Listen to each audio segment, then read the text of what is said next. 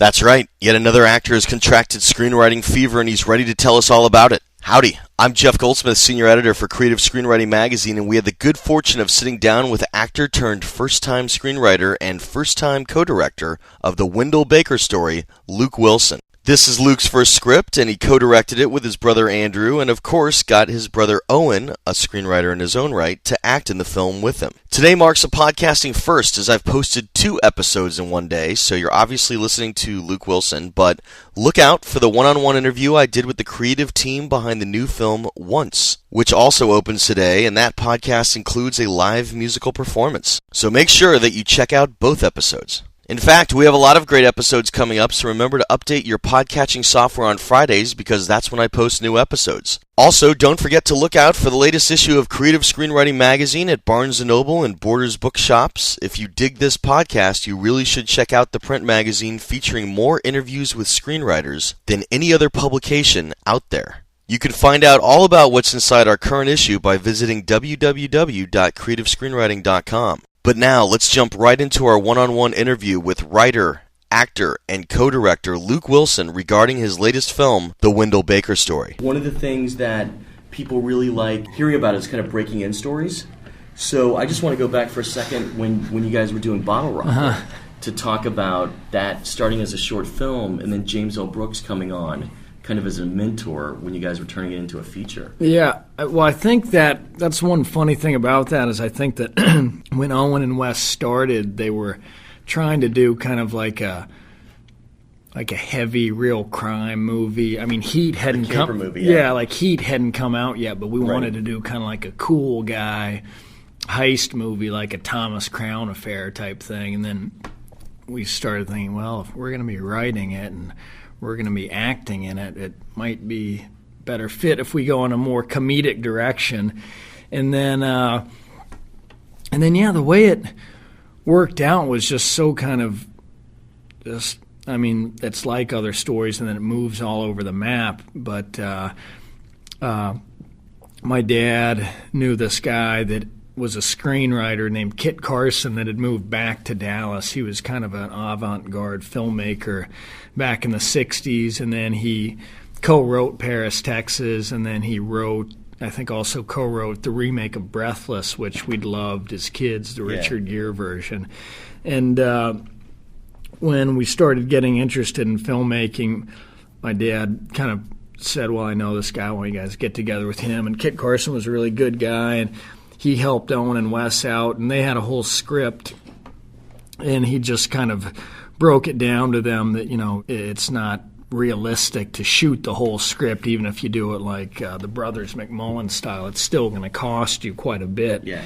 So, he had said to try and take parts of the script and try and write a self-contained little story and try and write a short film. And then he had connections at Sundance, so they did that and then submitted it to Sundance, and then it was lucky enough to get accepted. And then a woman who's a longtime L.A. producer named Barbara Boyle, who's now works over at UCLA, she saw it and took it to another woman that she was friends with, Polly Platt, who Polly Platt was married to Peter Bogdanovich, and she was kind of behind the scenes and instrumental in all these great movies. Like she did production design on Last Picture Show and Paper Moon and Bad News Bears. Just this great woman who had gotten divorced from Bogdanovich and started working as the right-hand woman to James L. Brooks. And she's also brought him, terms of endearment. So she just kind of, this woman with good taste, was kind of behind the scenes with these great guys that couldn't have gotten so many good projects done without her. And, you know, one of those kind of unsung heroes of the movies. And she got it and really liked it. And I guess kind of just a fan of kind of Texas-related humor and that kind of just the visuals. And she got it to James L. Brooks, who, you know, oddly enough, I mean, that's one thing I can never figure out, even after meeting him, just kind of his sensibility from like Taxi to Terms of Endearment to Broadcast News. But I think he he responded to Owen and Wes's people, and also kind of liked the kind of offbeat humor. Yeah, it was really fresh. I mean, at the time. I mean, I think Criterion is coming out with a new version. Are they? That's interesting. I heard that somewhere. I know that Wes wanted to do one, yeah, and they just never. I think Sony never really showed any interest. It was one of those things when James L. Brooks had a production deal at Sony, Columbia. And they, of course, had no interest in making the movie. And then he said, well, if you want to make Jerry Maguire, Cameron Crowe's movie, which he was producing, and if you want to make As Good as It Gets, this is another one of my movies. And it's great to have somebody defend you like that. Oh, my gosh. I mean, it would not have gotten done without him. So it was like the kind of thing, well, they finally agreed to do the movie, and then a week later it's like, okay, like we said, we're going to stick to it, we're going to make it, but please let's make it with other people in it.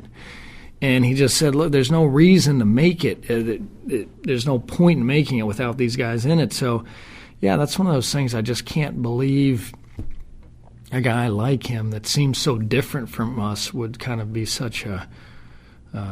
Well, I mean, you saw the talent. I mean, but so Owen and Wes obviously went off, and they've been continuing to write and direct together. What took you so long yourself to decide to write your first screenplay that you would then end up co-directing? I mean, have you just kind of been taking it all in over the years? To tell you the truth, it didn't take me that long to decide. I just started working on it, and when I started working on it, it took me so long. And it was the kind of thing where we made Bottle Rocket. I didn't get a job for a year and a half until it came out, and then I started to get some work here and there. And of course, it was the kind of thing where I couldn't get the kind of jobs that I really liked and was interested in, much less auditions. But I was lucky enough to get work here and there just to support myself. And I'd always been interested in writing, but had never tried, a screenplay. So I just thought, I want to write about a character that's different from myself, that's,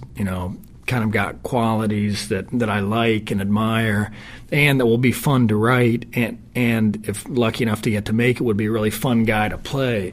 And that's just kind of how I started working on it, and I never had any rhyme or reason to how I worked on it. I'd get an idea for a scene, or I'd hear a line that I liked out on the street, and I'd try and work it in.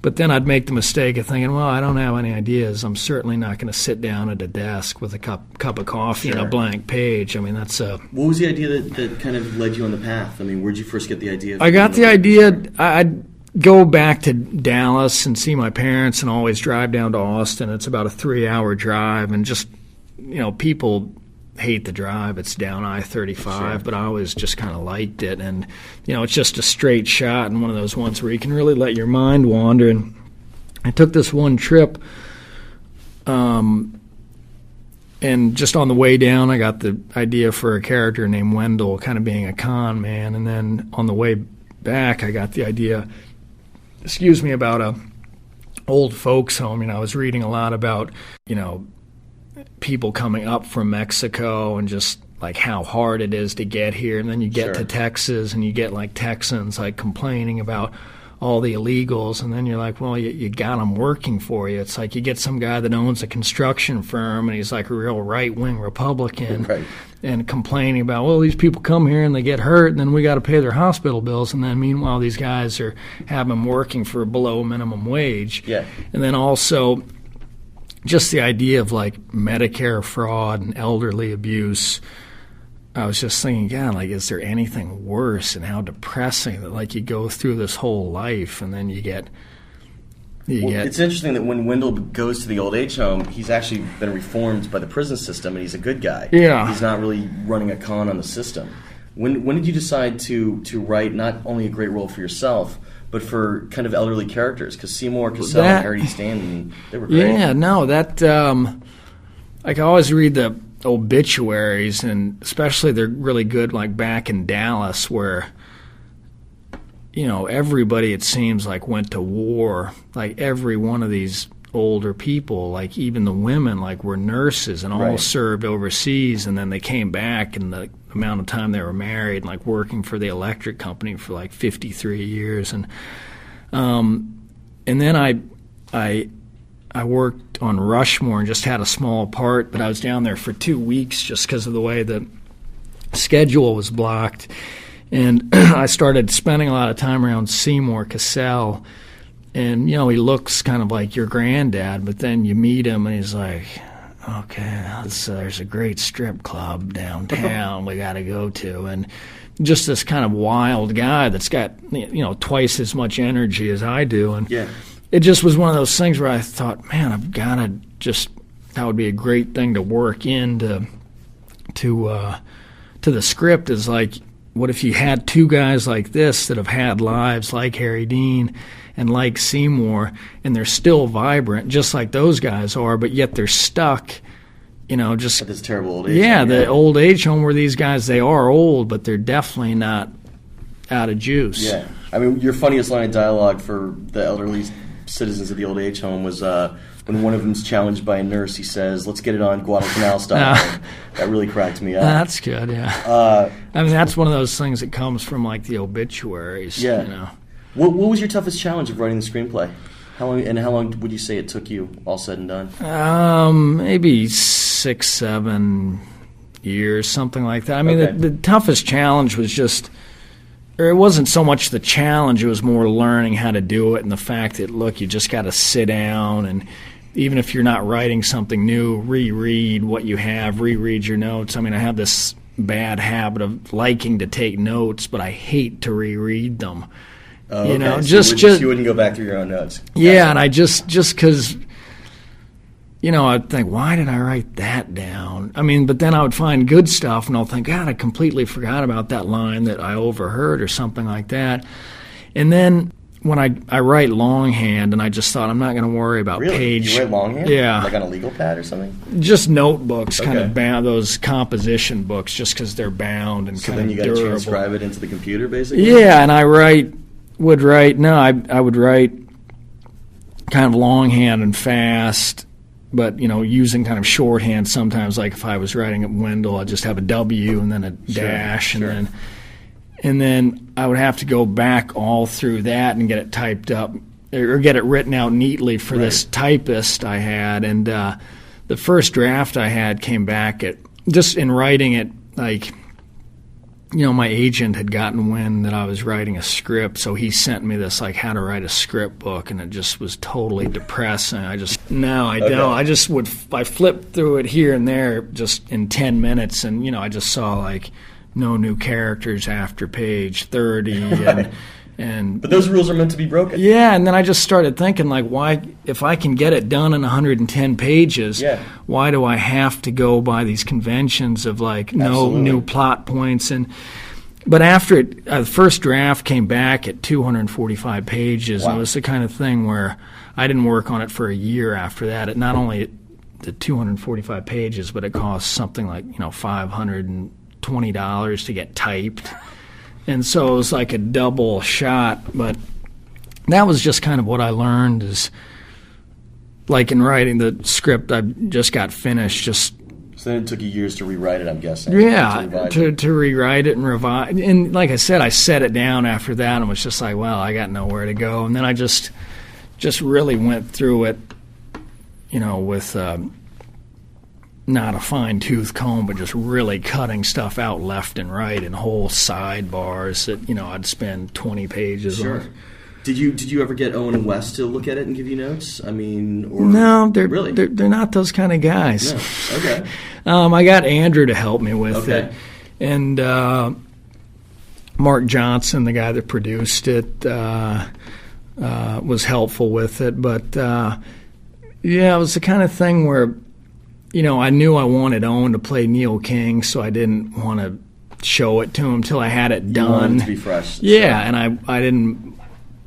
He's just, giving notes, obviously can be tough, and I think we've all kind of like done the thing where we've read a friend's script, and it's great when they're good, and then when it's they don't seem to work to you personally, it's such a tough thing, because you don't want to not be helpful, and then you can't help but be offended. I mean, I know it's happened to me where people, didn't get it, and I think, well, that's because you're a dumbass. It's plain and simple.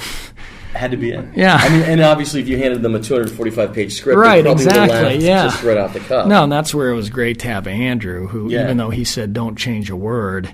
Talk about that. I mean, you decided not to direct it on your own. Talk about getting your brother Andrew to co-direct it with you. Was it because you were required to be in front of the camera so much? Yeah, it was that, and once I got it finished and Mark Johnson felt that it was ready to take around and show some people, I had no desire to direct. I mean, I was always more interested in writing, and I thought that was something that I might have, just might be something I was better at in between, working on movies and being off. Just always had time to write and always enjoyed writing when I was on the job. But I think we met with the director, a guy that we both liked, and it was just one of those things where it just didn't seem right, and I just thought, if I am able to get it going, I don't want to be on the set saying, oh, no, wait a second, that's not what I had in mind. Well, you've been working on it so long, too. Right, and I just, after that one meeting, that's when it just kind of, I thought, well, I'd really like to do this myself, and knowing that Andrew had done documentaries, I just felt that we could do a really good job of it together and kind of cut out the middleman. Sure. No, that's smart. You had some really interesting imagery. Like, for instance, there was a dream sequence when your character is thinking about, his lost girlfriend, and there's like a fire in the middle of the river. Could you talk about just that for a moment? Just like taking those breaks in the heavy dialogue to just craft some interesting imagery. Yeah, I mean, those are always things that I kind of liked, just little dream sequences. And there are a few of those things like in Basquiat that I always kind of liked. And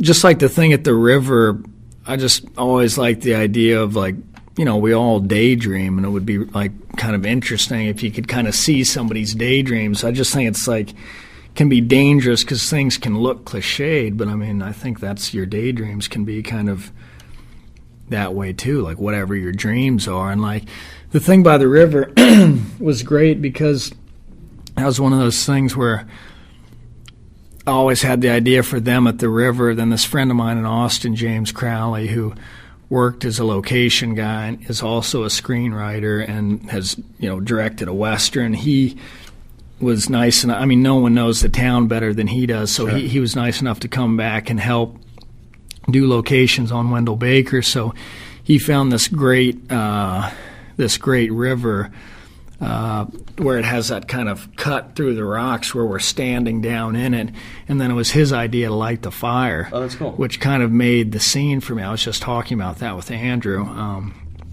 And then, you get Steve Mason, who's a cinematographer, and he puts the lights down low. And that's it looks great. Yeah, it's just one of those things where it's a team effort. Like if we'd have done it the way I'd imagined it, it had just been like this kind of dark shot. And then the way these guys kind of brought their ideas, that's the most fun part of, because it's like we didn't have the idea for the fire till that night, and it was James Crowley got the idea, and then we went and found the wood and then lit it, and you just thought, God, this is the only way to do it. There's an old adage that nothing's truly written, things are only rewritten. So, a lot of people that are writer-directors, they use the entire process to keep revising and shaping their script. Did you do that, or was there a lot of rewriting while you were shooting? There wasn't a ton, but like definitely you get somebody like Owen or Will Ferrell in it, and they're going to bring ideas, and then Do you remember any particular that kind of wowed you? Just a lot of the stuff Owen did at that eulogy, we kind of came up with the night before, and there's always stuff where I think you got so much going on, and you just think, gosh, is it too much or is it too like wacko? And then you just realize you just got to give it a try. So you would improvise a lot. Yeah, here and there with certain guys, and like Eddie Griffin was really funny, but pretty much it was as written. But was there any big rewrite that you remember doing during shooting? Not really, and we didn't do any reshoots, which was kind of good. But that was one thing we learned from James L. Brooks is like, we'd of course never done the ADR process, right. Doing the the sound after a movie. And he laid so many jokes in, where it would be a shot on you and he'd have me say something that wasn't there. Right, sure. And we were able to lay in a lot of jokes that people ended up liking. They seem subtle just because you have to kind of sneak them in there. And that was one thing that we definitely kind of tried to do with Wendell Baker. Now that you made it through the process, what's next? Are you going to write and direct again? Or are you would definitely like to try to do it. I mean, I've got this script written that I'd started. Pitch it to us. What is it? Well, I can't. I gotta get it going first. Okay. But it's something that, when during the process of pitching Wendell Baker and having it finished, I was kind of back in that mode of, there was really nothing more to do on Wendell at that point. So I I'd always had fun writing when I was going through stuff, whether it was a breakup or just not working. I always just found like that was one of the few things I could do where I wasn't like checking my watch, Sure. where I could pass the time when it was going well.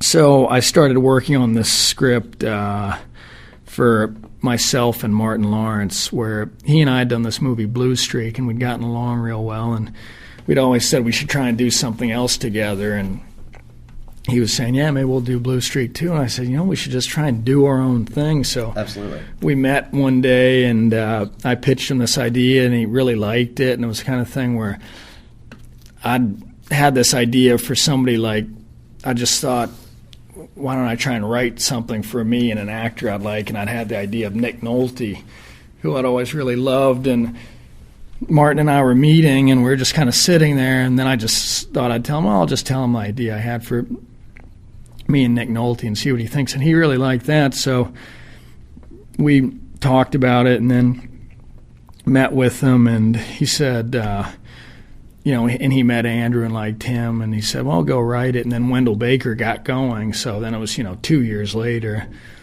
Two years to make the movie, and then we finished, and then I worked on the script for another year, so I'm just in the process of kind of finishing up, and then I'll show it to Martin and see if he's still into it. Does it have a title? Electric Avenue. I like that title. And what was your shoot schedule and budget for Wendell Baker? About $7 million, and I think about a 35-day shoot. Great. Last question: if you could go back and change anything, would there be anything you'd want to change in Wendell? Yeah, there were a few things. Like, the movie's only 89 minutes, and I was so burnt out after the movie that, like, the editing process was one thing that was kind of difficult for me. And there are just a few little things that we cut out that, might add 2-3 minutes that I think if you like the movie, you're going to like those, and you don't get anything by losing them. So there's just a couple things that we cut that we'd like to add back in. But we can do that for the DVD. That's right? What I just found out, which I never knew. And these guys, and that's, where most people will see it is on the DVD or in cable. So that was actually really encouraging that we could kind of go back and put those in. And there are only a few things, but I feel like they're just good laughs and funny little vignettes. No, that's great. Well, we can't wait to see what you do next. And thanks, thank you man. a lot for your time, man. I appreciate it. Nice talking to you. Nice talking to you. Thanks. And that's how the Q&A went down. Thanks again to Luke Wilson for spending time with us to chat about his new film, The Wendell Baker Story. If you dig this episode or the podcast in general, consider tossing a virtual tip into our PayPal virtual tip jar by visiting www.creativescreenwritingmagazine.blogspot.com and look for the PayPal icon. It's much appreciated, and your tips definitely help out. If you'd like to see some more photos, audio, video, and whatnots, feel free to check out my blog at www.jeffgoldsmith.blogspot.com. And thanks again for all your emails. If you've got a question or comment, you could feel free to send it to yo.goldsmith@gmail.com. And I'll reply as soon as I can. I'm Jeff Goldsmith, Senior Editor for Creative Screenwriting Magazine, thanking you again for tuning in and telling you to stay out of trouble. Till next week.